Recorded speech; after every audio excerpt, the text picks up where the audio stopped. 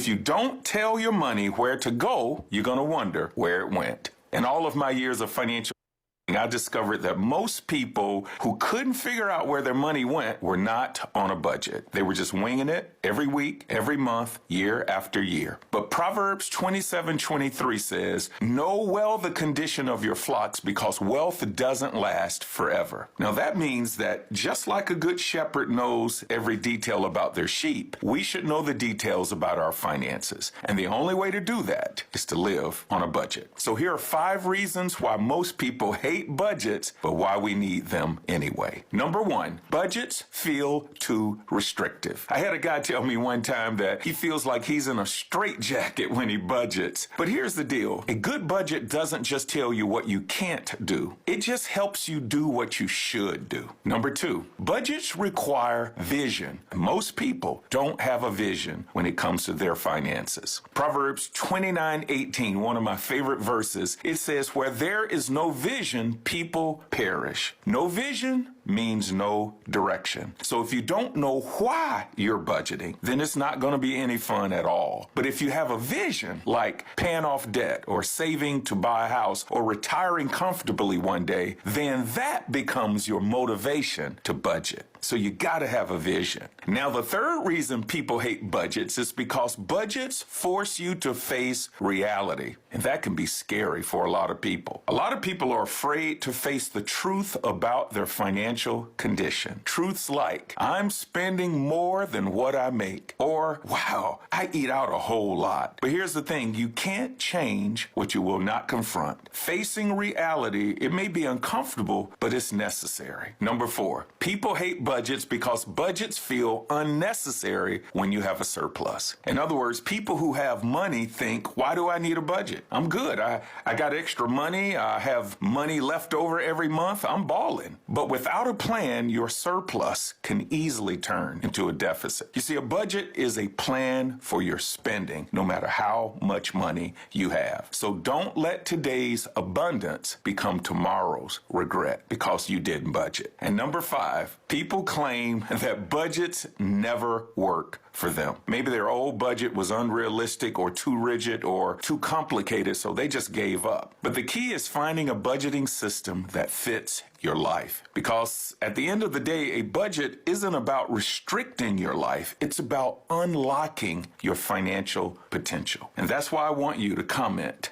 budget down below, and I'll send you my free budgeting worksheet that will help you develop a personalized budget. If you are broke, my challenge to you is don't entertain yourself. Educate yourself. Do you realize if you're struggling financially right now, you're struggling financially because there's some truth about finance that you don't know? And if that's the primary reason, by the way, it is. There's a level of you have a level of awareness in an arena where awareness is necessary, and until you develop that awareness, you're not going to be financially free.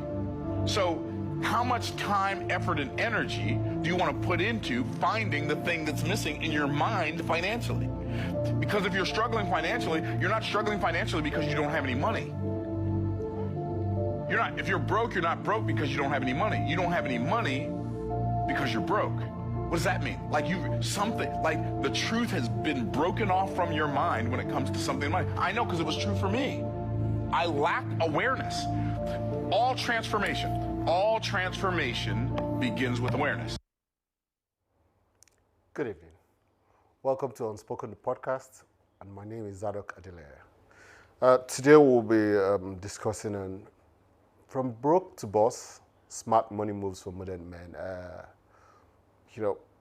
Looking at what our society is like right now with people earning money and, there's an income, but after a while, what happens if you were to lose your job today? Is there a backup plan? What if you're still working? Is your money even enough for you? Do you budget? Do you have investment? Do you save? Do you spend all you earn? Do you even know the difference between your income and your profit? Well, all these we'll be discussing, and as usual, I don't come alone, I come with people, and we'll do the introductions. Hello, sir. My name remains Ndoka Chukwuma. Thank you for bringing me on once again. Welcome, sir. name is Tejiri Joanna Tialubi, and as always, I'm glad to be here. Welcome. And yes, we do have Mr. Summing.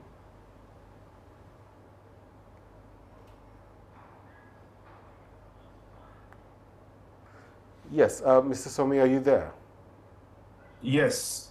Can you hear me? Yes, we can hear you now. Yes, Okay. introductions? Yes. Thank you for having me. My name is Somi Adebumi, and I'm so glad to be here with you guys today. Okay. Yeah, you're welcome, sir. So I'll be starting with you. So you're a financial person, right? And so looking at the topic, what do you think men should do in these modern terms now? Yes, now you have the men earning money, you have the women earning money, but with the earnings also, now there are expectations from every facet of life, from the family, from the society, and personally. So how are men supposed to handle their income so that it becomes sustainable? Uh, yeah, I mean, finance is always. I mean, first and foremost, I think I should give you kudos for bringing to fore this kind of conversation, especially for men. I know we have a female on our panel today, which also helps us because, to be honest with you, for men to have a sustainable wealth creation, we also need our women to be able to support us, right? Yes. So that we spend less on the Birkin bags and the likes, right? Yeah. But you see, I think the first thing is with the advantage I have working in fintech, I see how access to tools has really increased over time, but unfortunately, discipline hasn't. All right, and the bad news, well, it's not bad, but the unfortunate thing, which affects almost all of us, is that um, discipline has not increased, even though access to tools has increased, right? Yeah. And unfortunately, tools don't build wealth, habits do, right? So Yes. we have a lot of things to do. You see, one of the first things that men have to realize is that you do not have to look successful before you are secure. Okay, and that's because, and I say this because oftentimes us men we try to look all successful before we become secure. So to build a sustainable wealth, as it were, we must realize that financial stability isn't about money first. It's about your identity, it's about your discipline, and the systems you create. That is, you must focus on personal responsibility, you must focus on long-term thinking, you must focus on smart leveraging, and what your emotional maturity with money is. Okay. Pastor, so from what he said now, so we need to show that emotional maturity. Yeah. We have to be able to leverage. Yeah. Now, from your angle, how easy is it for people to, because most of the binds are actually emotional. People make purchases based on emotions. Some make purchases based on whims. Yeah. So how can a man handle that, especially when he has his obim beside him, the obim that he loves, Yeah. who wants a Birkin or a Kelly? Yep.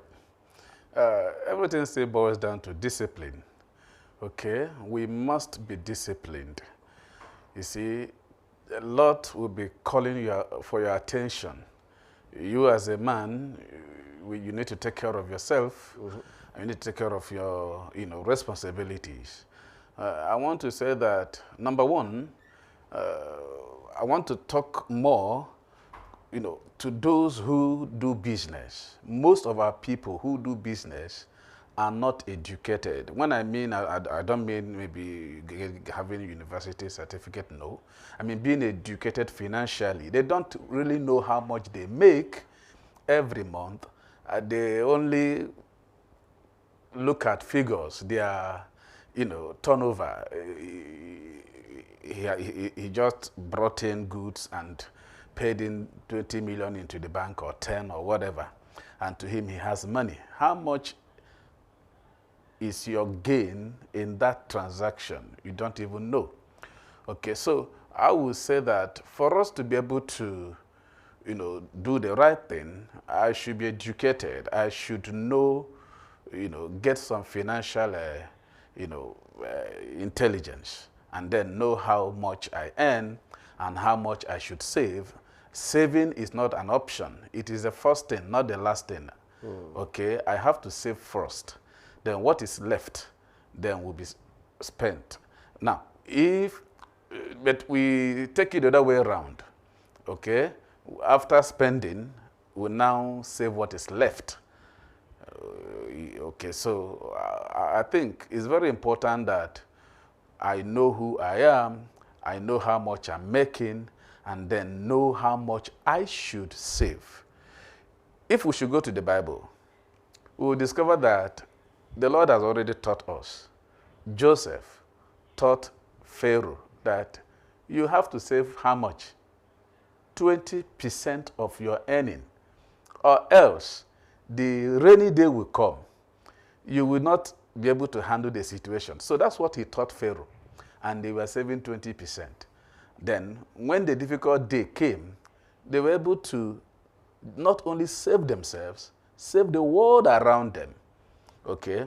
So these are, I would call it financial education. I need to educate myself and get certain things that will help me. And by the grace of God, is there for us to glean from the Bible, Yeah, okay, sir. very important. Yeah, thank you, sir. So from your view, right, how do you think men, or how do you think men should handle their finances? How are these men meant to relate it to their partners or their spouses? Thank you very much, especially for the last part. Right, so most times when men want to hear discussions on finance, especially as it regards their spouses, they think that supporting them means that we let go of our dreams, our needs, or our wants. That's not it. I think it is their ability to discuss their financial struggles and goals with us. If I know your financial struggle and your financial goal, I know how to prioritize my needs, my wants. In fact, I may even need to let go of some. But like he said, if you give me the idea that you have it all, and I'm demanding for a Birkin bag, why are you not giving it to me? Is there a side chick somewhere having access to those things? Do you understand now? Yes. So we must, men have this ego of wanting to prove what they've not all men, so I shouldn't generalize, but some men whose sense of self-worth is built from their money, Yes. or the amount that they have, they tend to put up a post or a front that sometimes underlies or understates the actual, or contradicts the actual money ability that they have, exactly, the reality on ground. So I think first of all is that they should communicate their financial goals and struggles, or their financial reality with their spouses. Of course, now it is in two ways. We have some reasonable women, that's why I'm not generalizing, and then we have some unreasonable women. But the thing is, if you're upfront with your financial reality, then your spouse or your fiancé or your girlfriend now has the option to either stick with you or walk away. But when you have a false front, you're giving the person a false, hope or false picture, and when the reality begins to come, you have taken away their choice from them to stick with you. So sometimes it can be so overwhelming that the first thing they want to do is to run away, like you're a liar, But when you are upfront about it, I have these goals, but I've not yet at those goals. This is my reality. I can ask, okay, where can I come in to help this guy? Where can I come in to support this guy? Okay, I may have to suspend my luxury vacation. Oh my God. I may have to suspend my overlay activities. So I'm able to make an informed decision to support my guy. Another area where we have issues with guys is inability to communicate, to inform us before making financial decisions. You know, some men believe they are the lion of the tribe of Judah. And so before, for example, before they do certain important major financial decisions, they are supposed to communicate. We are partners, so we should talk about it. For example, you want to buy a land somewhere. Let's talk about it. I could know a better space, a better location for land, which will be cheaper and, you know, maybe more economical at the end of the day. Or I could say, before we buy land, why don't we invest in this? So we use the proceeds from this investment. You know, it is like iron sharpeneth iron. Like the Bible will say, one shall chase 1,000, or two. The implication is that God is saying, in my own case, 1,000 plus 1,000 is not 2,000, it is 10,000. You guys are having the multiplying effect, okay? But men don't understand it. They feel that when they have to consult their spouses, that means they're saying that, oh, I'm not so intelligent by myself. That means that the wife is the one controlling me. I'm not done, no. I'm not done, no. So I'm just, you know, most times men think that all women want is the expensive lifestyle. Yes, we want it, but not at the expense of the peace of our homes. I'm speaking for the good girls, of which I am an ambassador. That's what I wanted to. Of which I am an ambassador. It still remains one more. Okay, another thing is, some men do not learn, like you said, they're emotional spenders. They don't know how to prioritize long-term goals, okay, over short-term pleasure. For example, now, if a man is, you know, there are some men who are big on appearances. They love the Louis Vuitton. You guys think it's only we that love our Becky. You guys too. You know, a shoe, you know, could cost like 3,000 USD, you know, and they don't care. They would buy it. But have they thought about their children's education, the university stage? It's not too early to start investing in the education of your children. Have you ever thought of, okay, at that time, could something happen that will make me unable to give the kind of quality education I want to give?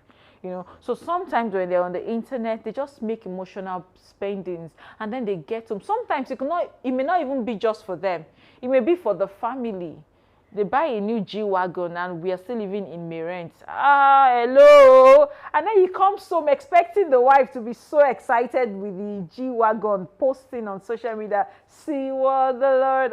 And I'm like, oh God, this is not good. And it begins to, you know, bring friction. So I think these are some of the major ones. We still have some minor ones.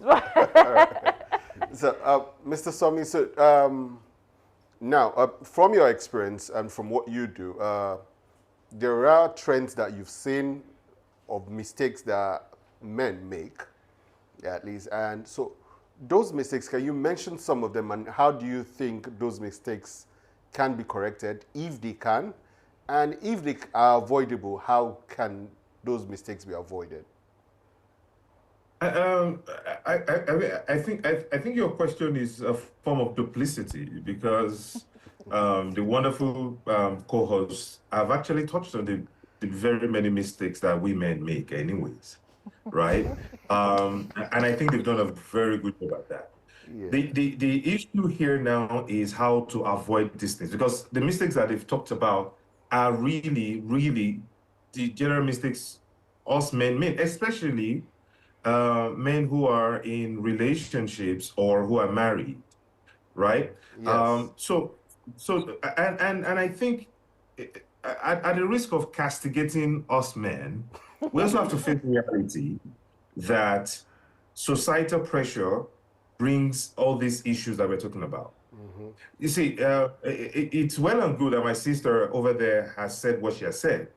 But the truth of the matter is that there's a guy coming from his own personal word, trying to woo a lady. There is no lady on earth who the first thing she wants to hear is, oh, by the way, I'm struggling. So it doesn't mean the guy is lying or has lied. Thumb up. Thumb up. I mean, like, let's be factual. I think Zedok knows me for one thing. I can be very practical and blunt. Let's face reality. Except for people like myself that I find very lucky, who found his wife in his age of youth. That is, we met in our uni days, and So I didn't have, she didn't even know my family's worth or whatever at the point, because we met in far away land. Okay. But we met in uni.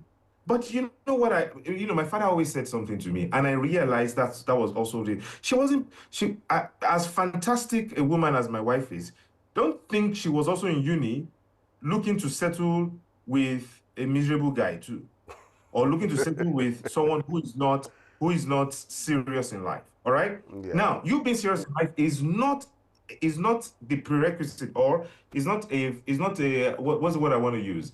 You being serious in life is not the sole determinant that you actually make it in life. Okay. But every woman wants to see potentials. Okay. Okay. So I remember my dad. My dad used to say to me, when I was much younger, that, hey, guess what? You don't need to be bothered about women, so much. Once you are academically smart, they would actually flock. Oh, I realized that so well, and it's amazing. One of my sons realized that now too. And then I was like, oh, okay, it's that potential of someone who is academically smart. Again, you see, we men get attracted to what we see, right? Women get attracted to what they hear, all right, and the feelings. How comfortable are they in their feelings towards this person? So when you see all that, for someone like me, like I said, who was lucky enough that, oh, my wife was able to see potentials, because when we were in uni, I was doing very well in uni, right? Yet she's not going to want to settle with someone who doesn't. And guess what? Even us men, do you even want to settle with yourself if you're not doing very well? So these are the realities of life. Okay. Yeah. Now, when you get past that, oh, he has potential, you now have to start showing results. Yes, effort. Sometimes the result comes in the gifts. Sometimes, and to get the gift, you have to have money. All right. So these are some of the mistakes, as they rightly said, that we have had. But it gets to a stage in a man's life, okay, that, talking to men now, because I know this podcast is really a focus on men, right? You have to Yes. get to a point in your time that you have to think about you first. Now, in thinking about you first does not mean you neglect all the people around you, but it means you are putting yourself in a comfortable mental space to be able to take rational decisions. Oftentimes our mental state is not right, and then we cannot take. So it's all well and good. Oh, we want to buy a land. Oh, why don't we go and do this? It's someone that is in a great mental state that can think and agree with you, my sister. If he's not in a right mental state, he's not agreeing. He's not seeing that, because it's not about pressure. It's not just about pressure with wife and kids at home. It's also about pressure with contemporaries out there. So he's seeing some things other people are doing, right? And then he's unable to do that. So, but what you just have to do is, we can, and it's quite theoretical, but we can only appeal that we can try as much as possible to be emotionally intelligent in our decision making. And that's why I like what Pastor had said the other time. Financial literacy is very important. It's the financial literacy that would help you and guide you in making the right decisions. To be honest, communication is great. I totally agree. I cannot disagree with what my sister said there. That communication is fantastic, because it helps the woman to also be able to support you, to also be able to shelve certain things sometimes. Even though I have to also say, that period that woman is shelving that thing, that guy's heart is breaking so much. And then he's starting to think of himself as a failure already. Okay, so there's so much mental and emotional appropriations to these things. But guys, please, the first thing is, do not just rely on whatever stream of income that you have right now. You must always duplicate your stream of income, because when all is said and done, you're still an emotive being. So even when you're being logical, you still have to be emotional. That is reality of it. So even when you're communicating, you will still feel a little bit of discontentment. Even when your wife is the most supportive, the day you just look at her, snap a little bit, maybe something totally different that is even wrong with her. You will think, Abi, it's because I did not do this or I've not done this? Or is it because she saw her friend happy? Or is it because she saw her family friends do this? So it's a normal, natural phenomenon. And no matter how much you make, no matter how much, I'll give an example. Anytime I say that I'm struggling, because I try to talk to my wife about these things sometimes, and sometimes too, I am just within myself. But you see, once that period comes, and then I'm able to strike gold, I'm very quick to go and tell her, oh, by the way, I did this. Why do you think? It's not because you are that expressive. No. In actual fact, it's because you just want to see that look on her face of, oh, I'm proud of you. So that's the fact of the fact that we are emotive beings. Okay. So what you just have to do is please, and that's one thing I was able to learn quickly. And I know someone like Zadok is quite close to me, and we try to do that together. Is as much as possible duplicate, in fact, triplicate, if I can use that foul English, your streams of income, so that you're not dependent on one thing. All right. There are other things I want to say, but don't let me monopolize the time so that the others can also join too. Yeah, that's fine, sir. Yeah, okay. Based on his feedback now, so we're emotive beings, yes, so we have to strike a balance. So how do we then strike a balance between living life now? Now, so that it doesn't be like we are just coming to save and get. So how do we live life yet save towards our future? Yeah. It is very important that we live life. Gives men the 5 rules. I'm not going to, there's no, but then at the same time, you have to think of the future because you will not just end today. You are living into the future. Now, what am I trying to say? I will say that, number one, we must know where we are coming from and where we are going to.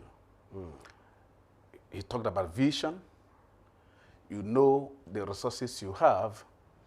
I don't have to enjoy myself the way you understand? Yes. Because our means are not the same. Yes. So I must take care of myself. I must enjoy myself. But at the same time, I should be disciplined enough to save for the future, to save for the priorities in life.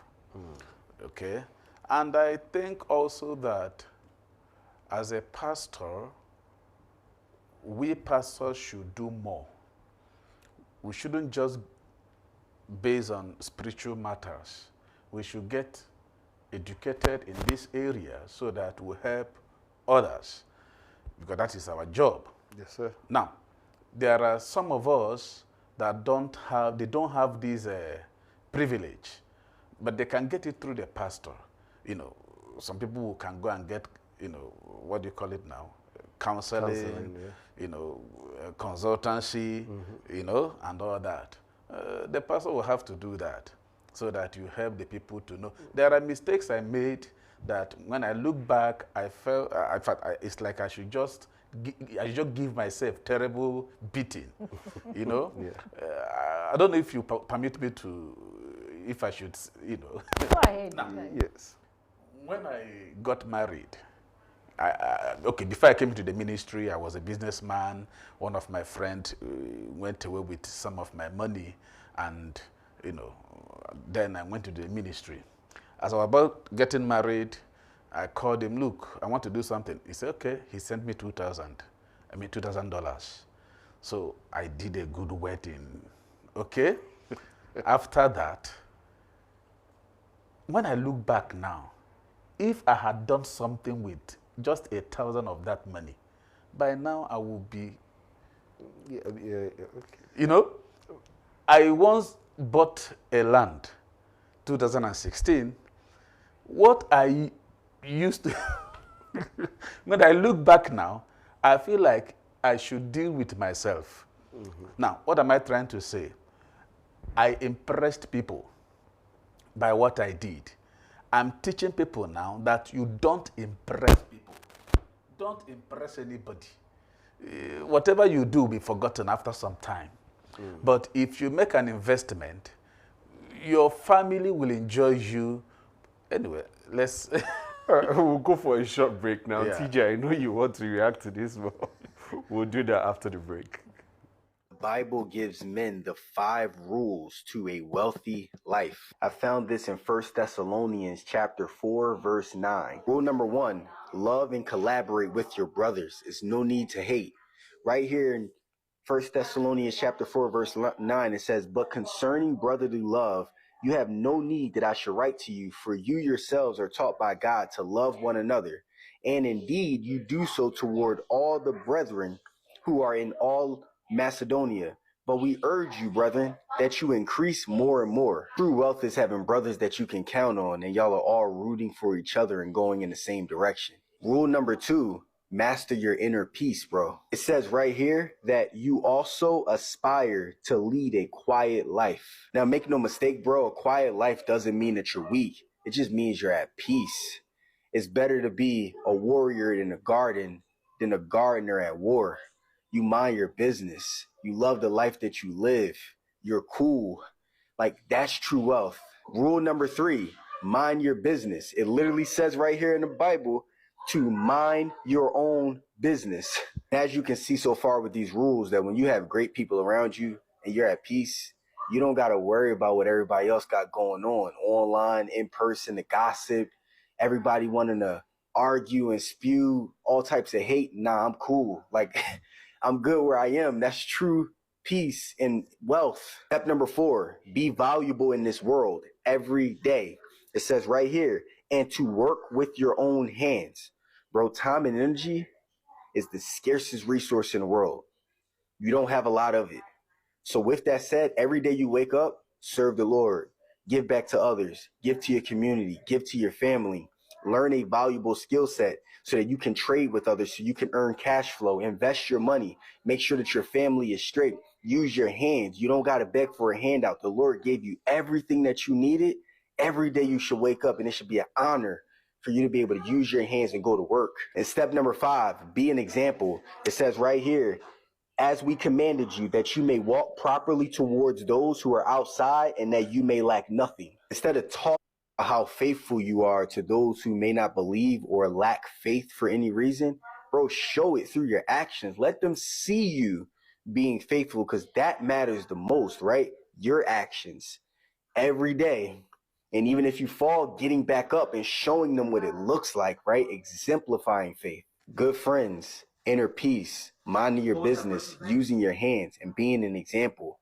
That's true wealth, bro. If you have all 5 of these in your life, you should thank God, because everything else is vanity. Share this with a brother who needs it.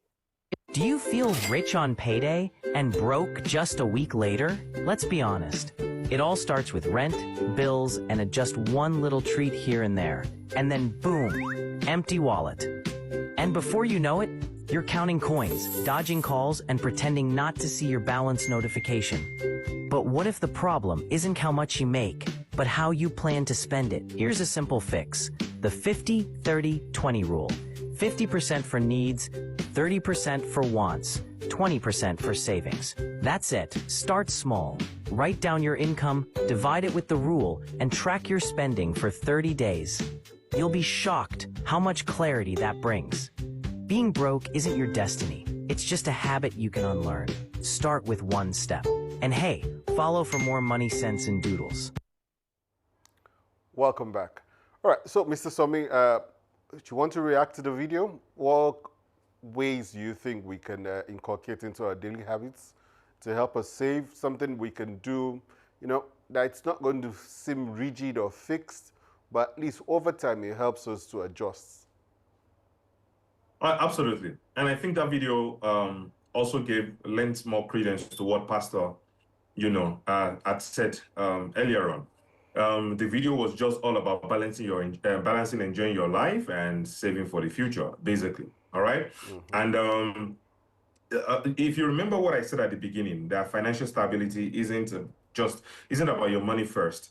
It's more to do about your identity, your discipline, and your systems. Mm-hmm. And so, what every human being actually, right, should think about first is there are 3 stages. Stage 1, your build mode, okay? That is your building phase, all right? So one of the things you have to do, not just about frugality or whatever, But you just have to be intentional and strategic about it. So the first thing you want to do under your build mode is aggressive saving. Okay. Um, you see, balance sometimes isn't about 50-50. It can be seasonal. Okay. So you must look at where you are, just like Pastor said, remember where you're coming from. Okay. But in this case, now look at where you are right now. All right. And save aggressively under the building mode. Secondly, stack up your skill, that is upskill. We live, see, very easily we can come and be shouting and be blaming the economy, this, the economy that. No. We know things are tough. Things are always tough in different seasons, in different years, and all that. The way the economy is today was not how it was years to come. And guess what? It's not also going to be the way to be in the future. Okay. So, and then you must build skills that basically you must be dynamic enough in your skills acquisition that would be valuable in the season you find yourself. So it's not just about you being functional, you must be fit. It's not just about you being fit and functional, you must be relevant. In each season, you must be fit, functional, and relevant. Okay. And to do all these things, you must stack your skills. And the third thing is you must sacrifice lifestyle today for a life for you to be able to live well in the future. Okay. The second stage will be your stabilized mode stage. All right. This is where you ensure that you invest consistently, you moderate your lifestyle. You see, I'm not talking about sacrificing lifestyle now at that stage. Now you moderate it because you have sacrificed in your first stage mode. Now you moderate it, okay? Because now you're probably earning a little bit more. When I say earning, that is you have been able to save, so you now have a higher dispensable income. So just moderate it. And then strategic enjoyment. We still have to enjoy life. Your madam still needs the Birkin bag sometimes. But rather than Birkin bag, maybe you start with Michael Kors bag, okay? Start somewhere before you start getting to Louis Vuitton and the Birkins, okay? And the third stage will be your leverage mode stage, right? This is where your investment starts to pay for your lifestyle and you experience life now without anxiety. Okay? The truth is this, right? Fun hits different when it's funded rather than when it's financed. My sister there spoke about living in a rented apartment, but then you went to buy G-Wagon. Maybe you went to tell them G-Wagon that now I will pay this amount monthly. I don't know if you ever saw that video of this popular musician Portable when they went to recover the G-Wagon that he bought. All right. You don't need such a thing, okay? When the things you buy are funded rather than financed, trust me, that happiness is on a different level. I'm going rather than the 50-30-20 rule that the video shared with us. I'm even going to say again, because of so many factors, you can do the 40-40-20 rule. Okay, so 40% on your living, 40% on investing and savings, and spend 20% on educating yourself. Like Pastor said the other time, the financial literacy. You must learn these things. All right. Please increase your income. Okay. Let me put it this way. Let me put it so it doesn't sound misleading. Have a mentality, all right, that you want to increase your income before you even start shouting that you want to reduce. Okay? Because whether you like it or not, your children are going to go to school, and that's cost. You're going to have to buy buy food to the house, that's cost. You're going to have to pay rent, that's cost. Are you going to say, because on that panel they've said, save aggressively, then would you now go and stop paying rent? Would you stop paying children's school fees? Would you stop buying food to the house? No. So one of the first things that you want to do is find ways to increase your income. I didn't say you should go and do illegal stuff. Please think. This is part of the skills acquisition. All right. Think outside of the box. Look at what are the problems prevalent within your environment. It might even be on your street, and find solutions to it. You see, when you create something that has value, that is, when you create something that people find value in it, then they will want to pay for it. Okay? So think outside of the box.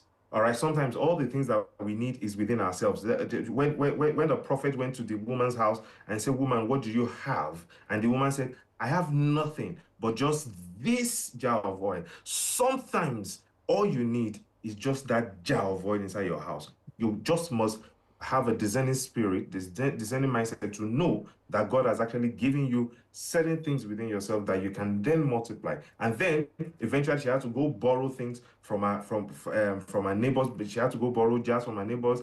And then that means she was able to create business out of this thing. Okay, that means it multiplied. All right. So that's what you have to do sometimes. Increase your stream of income before you start thinking sometimes about cutting costs. Publicly commit to financial goals. When I say publicly, just like our sister said the other time, speak about this thing to your wife.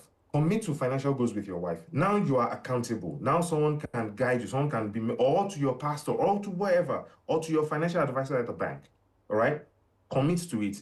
What are your investment targets? What are your revenue targets? What are your saving milestones? You know, the truth is this, and this is one thing us men have to learn in terms of when we communicate to our wives, our girlfriends, or whatever, right? That accountability creates discipline. You see, when you make yourself accountable, you start to develop discipline. All right. And the last thing I'm going to share is invest in education before lifestyle. Okay, so please take those courses and pay for those courses on those various. Now we have all these various online schools. Invest in those things before you start buying G-Wagon cars. Invest in skills before you buy sneakers, you know, or trainers. Okay, invest in things that will improve your life before you start investing. Before you start investing in comma at the clubhouses, at the bars. All right. So those are the things that can help us to be able to balance, you know, enjoying life and then balance enjoying our future life. All right. So that's my take on the video. Thank you very much, sir. And Pastor? Okay, my final word. Yes, yes. Okay. Well, I want to say that it's better, like my sister said, for me to learn from people's mistake than learning from repeated mistakes that I'm doing. I've told myself that I need to do all I can to learn, you know, what I could get to improve myself, especially in financial matters. So we should do that. Okay, sir. Okay, so I want to talk about, I think I love his contribution, our guest, you know, he's giving us a well-detailed view on how men can balance, you know, lifestyle and then saving. And I'm glad it's coming from a man, so it doesn't look like women are ITKs, you know. But I also want to clarify something before I talk about the fallbacks or the disadvantages of not taking to that advice he has shared with us. Now, when I say that men should communicate their present reality or financial reality with us women, I'm not saying that they should come looking like their problems. Who wants to marry a man that looks like his problem? Or who wants to be with a man that looks like his problems, okay?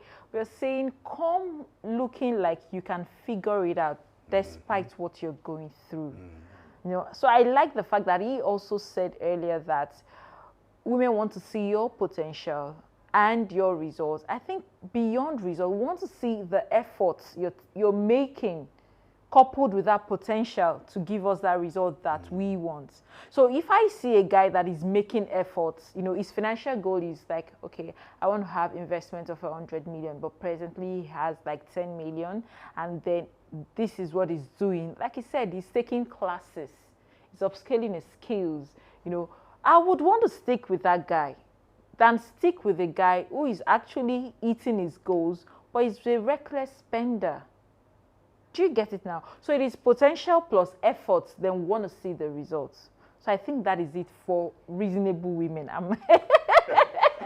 Then hold on, please. Then I think if men fail to strike a balance, one, the problem with women, you know, I'm now going to speak from a woman's perspective. In the home now, it's going to cause, if a man fails to upscale and then at the end of the day is unable to communicate the financial situation, there's going to be problem in the house.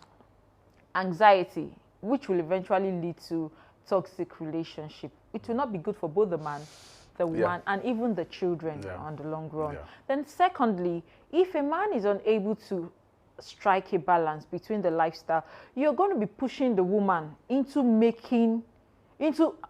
taking over the financial role. And women are not built for that in a home. I know we talk about women supporting, but not every woman can manage the emotional pressure of taking over the financial responsibility, of taking over day-to-day running of the home, the domestic, everything. Not every woman can do that. So when a man, pushes that responsibility, that pressure to her, she begins to find herself making major decisions that the man might feel emasculates his masculinity and becomes a problem on the long run. And the woman is saying, I don't understand. You're unable to do this. I'm doing it for you. Is this how you pay me back? Do you understand? So if I were to add to what he said, men should please make it a priority. In fact, they should listen to this program again and again, look at the advice, look at the nuggets that have been released and begin to, apply them to their life. Leadership is not about the money you bring. It's about how well you are able to lead the home, either from a place of money to more money or from a place of lack to more money.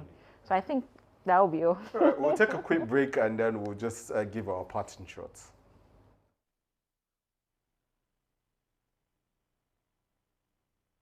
No more doing anything that doesn't put money in your pocket, and no more Netflix. And the reason why I say this isn't because you're going to save $15 a month. It's so you can save 2 hours of your time a day. The average American is watching more than 2 hours of television a day. And if you don't have $2,000 saved up, if you have credit card debt, you cannot afford those 2 hours a day being wasted on TV. And that means right now, you have to go out and start using the time to learn, start using the time to work, and start using the time to make some extra dollars. So what do? Start selling stuff, stop spending money. Selling stuff you own. Selling stuff you own. So if you have a TV that you're not using, sell it. You have a car that you can't afford, sell it. If you're living in a house that you can't afford, sell it. Downgrade, move smaller, and then work to earn more money. What is the best financial advice you've ever received? Invest in assets, not liabilities. What is the worst financial advice you've ever received? The way to build wealth is saving your money. So true. Third question, what is something you used to value that you don't anymore? Material things. What is something that you think people think is important when it comes to money, but you realize that's not really the right focus? Net worth. Net worth is a crap indicator of real success. All right, so Mr. Sami, can you give us your parting shots on the topic? All right, yes, please. Can you hear me? Yes, we can. I'm just going to end with that. Guys, the way you go from being broke to being a boss is learning that financial stability is part of you becoming a grounded, high-value man. Listen to everything that we have said. Remember that your financial stability isn't just about the money first, but it's about your identity, discipline, and systems. Do not spend emotionally. We know you're an emotive being, but be logical. Communicate. Subscribe to publicly committing to financial goals. Build strategically and invest consistently. So that's my parting goal. Just to remember that financial stability is part of you becoming a grounded, high-value man. And thank you so very much for having me. Thank you very much, sir. We do appreciate it. Yes. Pastor?